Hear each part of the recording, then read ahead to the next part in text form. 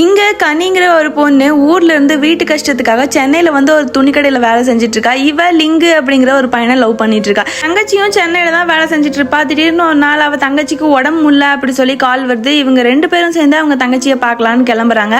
Already அவங்க தங்கச்சிக்கு fix வரும் அப்படிங்கிற பயத்துல என்னாச்சுன்னு தெரியாம போறா. அங்க போனா அங்க இருக்க மாமியும் உன் தங்கச்சி வந்து ஏஜ் அட்டன் பண்ணிட்டா, என் வீட்டுக்காரர் வந்து பூஜையெல்லாம் பண்றவரு, அவரை வந்து இங்க வச்சிருக்க முடியாது, நீ கூட்டிட்டு போய் சடங்கெல்லாம் முடிச்சுட்டு வா, அவ பின்னாடி தான் இருக்கா அப்படி சொல்லி அனுப்பிச்சு வைக்கிறாங்க.